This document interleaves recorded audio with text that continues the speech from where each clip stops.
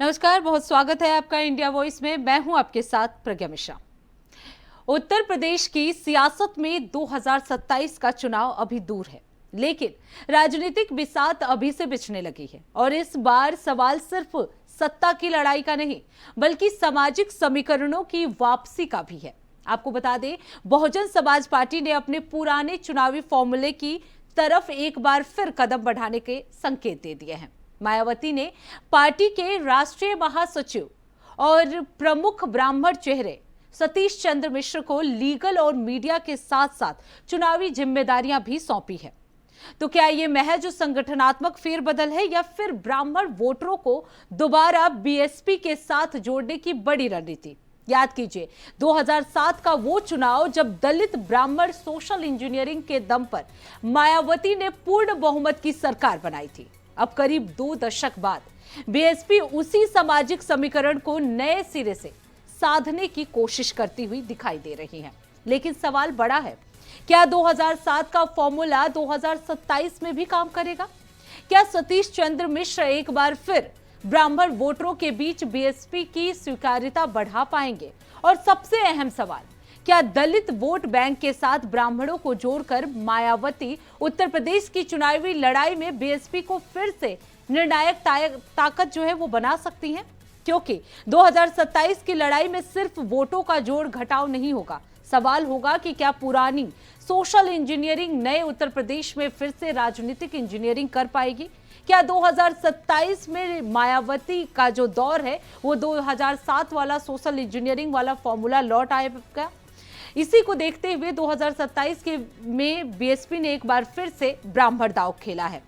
2007 का BSP formula जो है वो इस बार काम आएगा नहीं, ये भी देखने वाला दिलचस्प टाइम होगा, क्योंकि बीएसपी ने मिश्र के यानी सतीश चंद्र मिश्र के हाथ में इस बार कमान फिर से सौंप दी है। 2007 में जिस तरीके से पूर्ण बहुमत के साथ मायावती जो है वो सत्ता में आई थी, इस बार फिर से 2027 में भी वही रणनीति शायद अपनाने की कोशिश जो है एक बार फिर से बीएसपी की तरफ से किया जा रहा है। वही इस खबर पर विस्तार से जानकारी देने के लिए बसंत मिश्रा हमारे साथ जुड़ चुके हैं। बसंत, जिस तरीके से सतीश चंद्र मिश्र को एक बार फिर से बड़ी जिम्मेदारी दी गई है, क्या माना चाहिए, ये केवल एक संगठनात्मक बदलाव है या 2027 की रणनीति को लेकर बीएसपी का ये ब्राह्मण दांव है?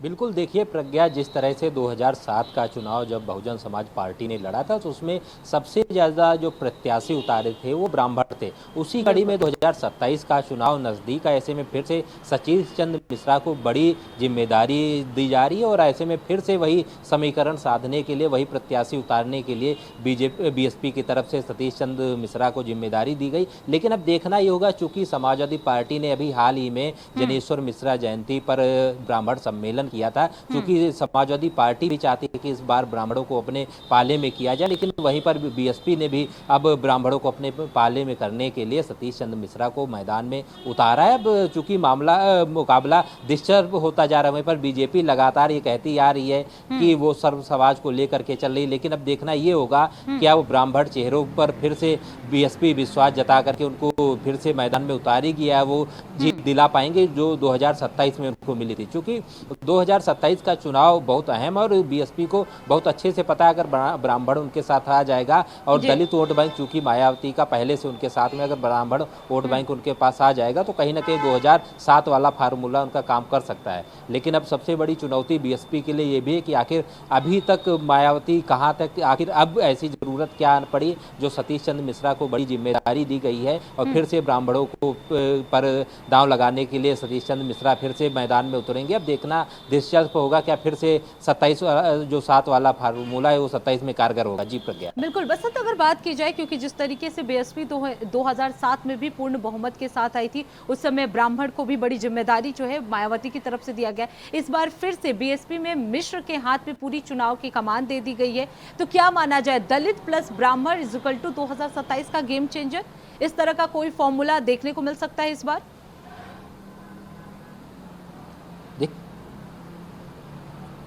देखिए बिल्कुल प्रज्ञा, चूंकि देखिए सतीश चंद्र मिश्रा बहुत भरोसेमंद है, चूंकि लगातार बहुजन समाज पार्टी के साथ जुड़े हुए हैं, कभी टूट के नहीं गए, तो कहीं ना कहीं मायावती को लगता है कि बार फिर से सतीश चंद्र मिश्रा को अगर मैदान में उतारा गया है ब्राह्मणों को अपने पक्ष में लाने के लिए, तो कहीं ना कहीं हो सकता है 2007 वाला फार्मूला कारगर हो जाए। लेकिन चूंकि लगातार समाजवादी पार्टी भी अब ब्राह्मणों को अपनी तरफ खींच रही, वहीं पर बीजेपी तो लगातार सत्ता में आई है, वो भी कह रही है कि ब्राह्मण हमारे साथ हैं।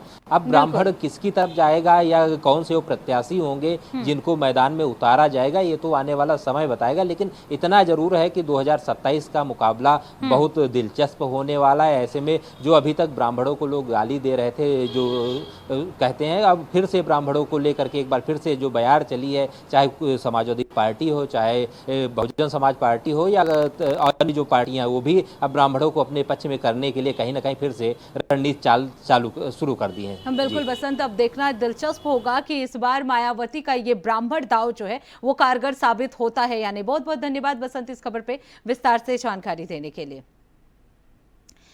तो अब बात कर लेते हैं, क्योंकि जिस तरीके से हम देख रहे हैं कि उत्तर प्रदेश में विधानसभा चुनाव होने वाला है और उसमें सभी पार्टियां जो है वो पूरी तरह से एक्टिव मोड में नजर आ रही है। और इसी बीच सहारनपुर की दिशा बैठक में आज विकास के सवाल जो है वो पीछे छूट गए और समाजवादी पार्टी और कांग्रेस के सियासी तल्खी जो है वो सामने नजर आई। जो यहाँ आपको बता दें, बैठक के दौरान कांग्रेस सांसद इमरान मसूद और समाजवादी पार्टी के विधायक आशु मलिक के बीच सवाल पूछने और समय को लेकर तीखी नोकझोंक हो गई। दोनों नेताओं के बीच बहस का वीडियो भी सामने आ गया। इमरान मसूद ने कहा कि हम यहाँ चाट पकौड़ी खाने नहीं आए हैं। इस पर आशु मलिक ने भी पलटवार करते हुए कहा, तो आपको चाट पकौड़ी खिला कौन रहा है, शांत बैठिए, हमको सवाल करने दीजिए। इस तरह की एक्टिविटी और इस तरह का बयान जो है वो देखने को मिला। यानी जिस बैठक में क्षेत्र के विकास और जनता से जुड़े मुद्दों पर चर्चा होनी थी, वहां सपा और कांग्रेस के दो जनप्रतिनिधि आमने सामने नजर आए। चलिए वीडियो के जरिए आपको दिखा देते हैं।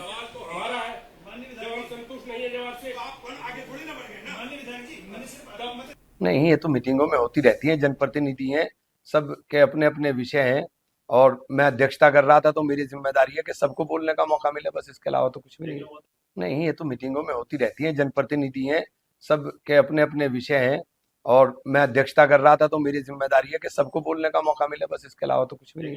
नहीं, ये तो मीटिंगों में। जिस तरीके से हमने देखा दिशा की बैठक में किस तरीके से समाजवादी पार्टी और कांग्रेस के नेताओं के बीच आपसी मतभेद हुई, वहीं आपको बता दें उत्तर प्रदेश की सियासत में अब 2027 विधानसभा चुनाव से पहले सीट बंटवारे को लेकर भी सियासी पारा चढ़ने लगा है। समाजवादी पार्टी के अध्यक्ष अखिलेश यादव ने सूत्रों के हवाले से दावा किया कि बीजेपी के अपने सहयोगी दलों के साथ बनाए रखने के लिए सीटों के बंटवारे की योजना पर काम कर रही है। अखिलेश के मुताबिक इस संभावित फॉर्मूले में आरएलडीए को 73, सुबह सपा को 39 और निषाद पार्टी को 31 और अपना दल को 19 सीटें देने की चर्चा है। आपको बता दें, इन सीटों के आंकड़ों की आधिकारिक पुष्टि अभी सामने नहीं आई है। अखिलेश यादव ने बीजेपी पर निशाना साधते हुए कहा कि पीडीए की जनसंख्या के अनुपात में ये हिस्सेदारी आधे से भी कम है और ये रणनीति सफल नहीं होगी। इसके साथ ही आपको बता दें, अखिलेश यादव ने बीजेपी सरकार पर महंगाई, बेरोजगारी, भर्ती, शिक्षा, स्वास्थ्य, किसानों और कर्मचारियों समेत कई मुद्दों को लेकर गंभीर आरोप लगाए हैं। उन्होंने 69,000 शिक्षक भर्ती जैसे मामलों का भी जिक्र किया और दावा किया कि जनता बीजेपी को पूरी तरह से नकारने के लिए तैयार है।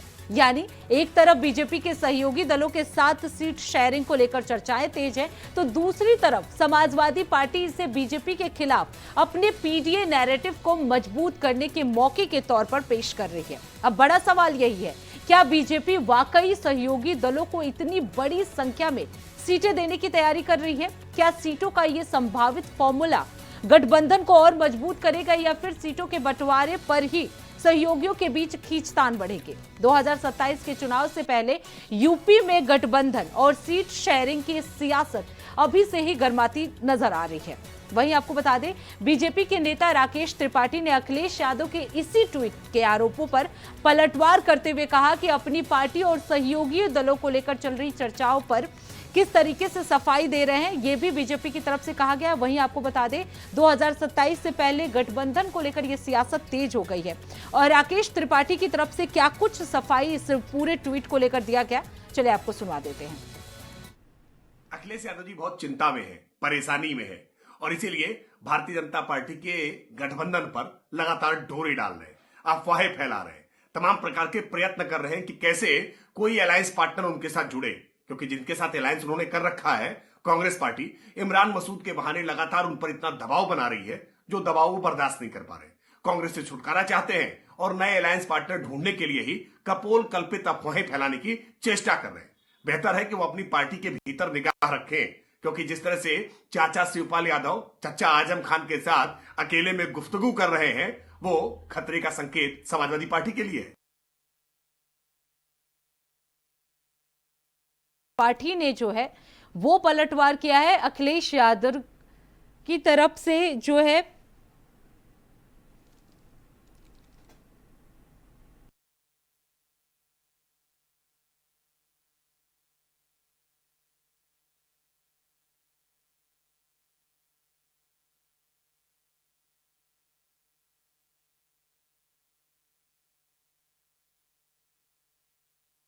देंगे और इस तरह के कई तरह के ट्वीट जो हैं वो अखिलेश यादव की तरफ से सामने आए हैं। वहीं इस खबर पे विस्तार से जानकारी देने के लिए हमारे साथ अजहर खान जो है वो जुड़ चुके हैं। अजहर, एक बार फिर से अखिलेश यादव ने ट्वीट के जरिए बीजेपी पर निशाना साधा है। इस बार उन्होंने जो आंकड़े पेश किए हैं उसको क्या माना जाए? इसे लेकर बीजेपी की तरफ से कोई सफाई दी गई है? उन आंकड़ों को लेकर कोई स्पष्टीकरण?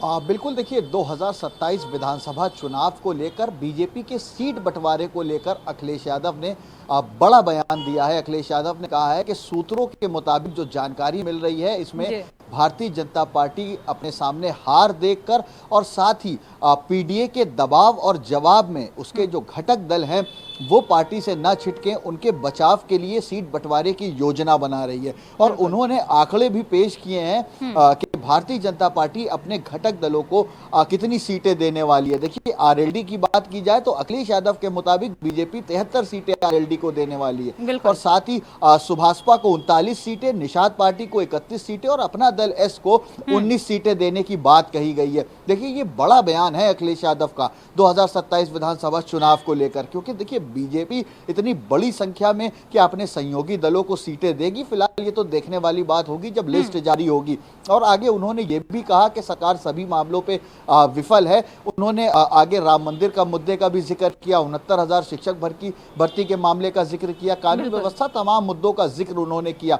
हालांकि इस पूरे मामले में बीजेपी की तरफ से पलटवार किया गया है। बीजेपी के प्रवक्ता का बयान जो है वो सामने आया है कि वो अपना इंडिया गठबंधन को देखें और जो भारतीय जनता पार्टी के घटक दल हैं जो एनडीए अलायंस का हिस्सा है उस पर डोरे ना डालें, क्योंकि उनका अपना गठबंधन कमजोर है, क्योंकि कांग्रेस इमरान मसूद के माध्यम से उन पर दबाव बना रही। क्योंकि कई बार हमने देखा कि इमरान मसूद जो कि कांग्रेस से सांसद हैं वो लगातार समाजवादी पार्टी के खिलाफ बयानबाजी देते नजर आते हैं। तो ऐसे में राकेश त्रिपाठी ने जिस तरीके से बयान दिया कि कांग्रेस जो है वो इमरान मसूद के माध्यम से समाजवादी पार्टी पर दबाव बना रही है और समाजवादी पार्टी अपना इंडिया गठबंधन मजबूत करे। और इस पूरे मामले में सुभाषपा के राष्ट्रीय अध्यक्ष और उत्तर प्रदेश सरकार में कैबिनेट मंत्री ओम प्रकाश राजभर ने की भी प्रतिक्रिया सामने आई है कि अखिलेश यादव इंडिया गठबंधन को मजबूत करें, हमें कितनी सीटें लेनी है नहीं लेनी है वो हम बीजेपी से बात कर लेंगे। और साथ ही देखिए अपना दल एस के जो नेता हैं आशीष पटेल, उनकी तरफ से भी बयान सामने आया है कि हम ट्वीट रिट्वीट की राजनीति नहीं करते हैं, हम जमीनी स्तर पर काम करते हैं और हम बात कर लेंगे कि हमें कितनी सीटें लेनी है या कितनी सीटें नहीं लेनी है, वो हमारा आपस का मामला है। तो ये बड़ी बात कही गई है। फिलहाल अखिलेश यादव की तरफ से ये बड़ा बयान जो है वो दिया गया है कि आखिर बीजेपी अपने घटक दलों को कितनी सीटें देने वाला है। जी बिल्कुल अजहर, क्योंकि जिस तरीके से आपने बताया कि इमरान मसूद जो है वो भी कई तरह की बयानबाजी जो है समाजवादी पार्टी की तरफ के खिलाफ देते हुए नजर आ रहे हैं। ऐसे में एक इंटरेस्टिंग फैक्ट जो है अजहर आज हमें देखने को भी मिला कि दिशा की बैठक हुई जिसमें समाजवादी पार्टी के नेता और कांग्रेस के नेता भी आपस में भिड़ते हुए नजर आए। खुद इमरान मसूद और एक और नेता के बीच जो है नोकझोंक देखने को मिली। तो जिस तरीके से अखिलेश यादव जो है वो ट्वीट करके बीजेपी पर निशाना साध रहे हैं, जबकि उन्हीं की पार्टी के लोग जो है आपस में भिड़ते हुए नजर आ रहे हैं, इसको कैसे देखा जाए?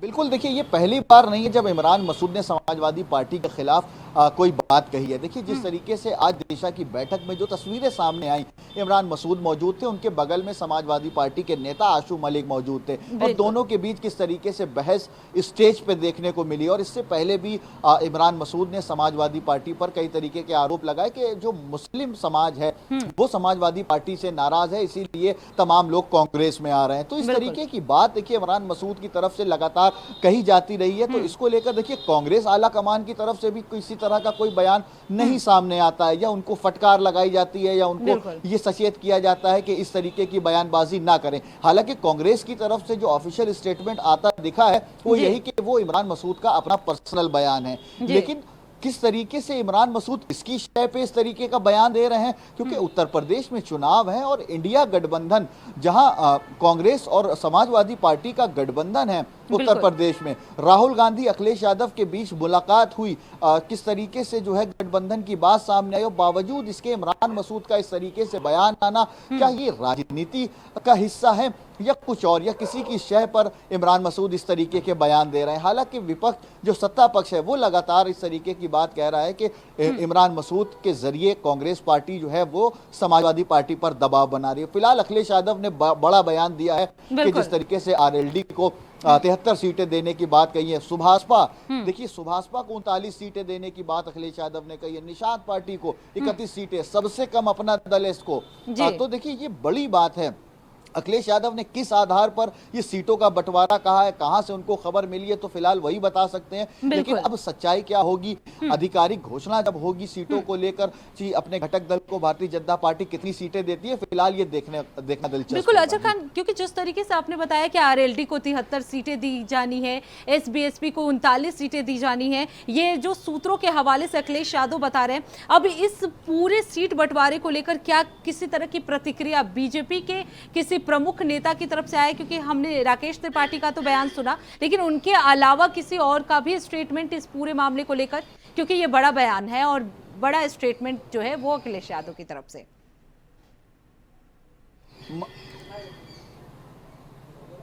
बिल्कुल देखिए अखिलेश यादव सरकार पर निशाना साधते रहते हैं, एक्स पर पोस्ट करते रहते हैं, सोशल मीडिया पर भी लिखते रहते हैं और कई तमाम कार्यक्रमों में मीडिया के माध्यम से भी सरकार को घेरने का काम करते हैं। और इस दौरान देखिए ये भी एक बयान जो है उसी से जोड़कर देखा जा रहा है कि अखिलेश यादव ने किस तरीके से, क्या सोर्सेज हैं अखिलेश यादव के, कहाँ से उनको खबर मिली, तो ये तमाम चीज़ें तो जो है अलग बात है। लेकिन बीजेपी की तरफ से उनके प्रवक्ता का जो बयान सामने आया, लेकिन किसी प्रमुख नेता का कोई प्रतिक्रिया सामने नहीं आई है कि अखिलेश यादव के ये दावे कितने सच हैं या कितने गलत हैं।